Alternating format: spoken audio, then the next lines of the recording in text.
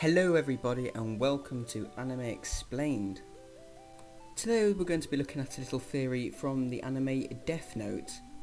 However, I must warn you before watching this will have plenty of spoilers, so if you haven't seen the anime, please go watch it. The theory is created due to the death of Teru Mikami in both the manga and the anime. However, his death in the manga and the anime are different. So let me explain to you what happened in the manga. The manga follows very closely to the anime apart from one key point. In the manga, Mikami does not commit suicide, he actually dies in prison 7 days later. After hearing of Mikami's death in prison, Matsuda announces that he believes Nia, L's successor, had something to do with his death. He suggests that Nia used the Death Note in order to restrict his actions during the Yellow Box warehouse, stopping him interfering while he was capturing Light, Kira.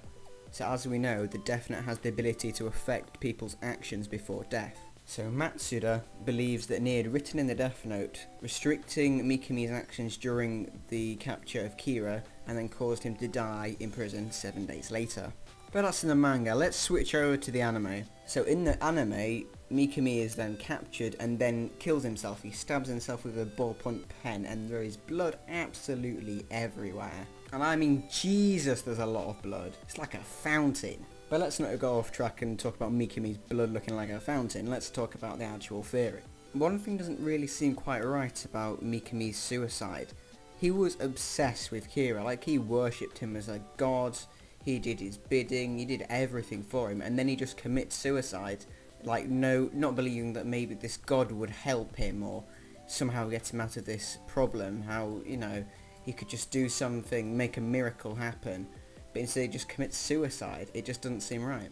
And the fact that this doesn't seem to fit provides us with more evidence that Nia actually may have made Mikami commit suicide, essentially. And because Nia knew Mikami was going to arrive at the warehouse, he could have written his suicide in the Death Note before the meeting even happened. Or alternatively, he could have just killed him while in the warehouse. While Light's on the floor, you don't really see a lot of Nia or what he's doing, so he could have just written Mikami's name down there. However, Mikami may not have been the only victim of Nia, because it could be quite possible that Misa Amane was also killed by Nia afterwards. But before we go into that, let's talk about Misa and the whole thing about her lifespan. Because in total, Misa's lifespan is altered 4 times. The first time her lifespan is altered is due to Jealous. Jealous kills the person who's going to kill Misa, therefore saving Misa, extending her lifespan and therefore killing Jealous. And then Jealous's remaining lifespan is transferred to Misa. She then makes the Shinigami ideal with Rem, halving her lifespan. She loses her memory, and then on regaining it, asks Ryuk to make the ideal again, so she halves her lifespan again. So she doesn't have long left to live, right? Wrong, because she actually gained all the remaining lifespan of Rem, because Rem killed L, and by killing L he extended Misa's lifespan. So by doing that, Rem was killed, and Misa got the rest of the lifespan from Rem. According to the manga, Misa then dies on the 14th of February 2011. To put that into perspective, according to the manga, by the way, because the anime is different, in the manga, Light died a year before. He died in 2010. Many say that Misa just simply committed suicide, and there is evidence to back this up. However, this is only in the anime, because in the anime, in the ending credits, we see Misa standing on the opposite side of these rails on top of a very, very tall building. And it does look like she's about to jump off and commit suicide.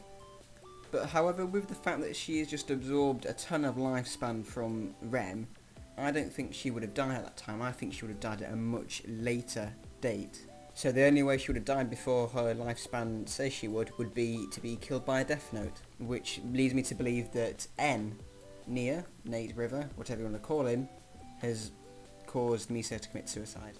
Nia was very determined to catch Kira and avenge his teacher L. So when he was finally convinced that Misa was the second Kira, he wanted to get rid of her. So by doing that, he just did the same as he may have done with Mikami and told her to commit suicide. So there you have it, the little white-haired boy who solved the Kira case may not be as nice as he says he is. It was very annoying though.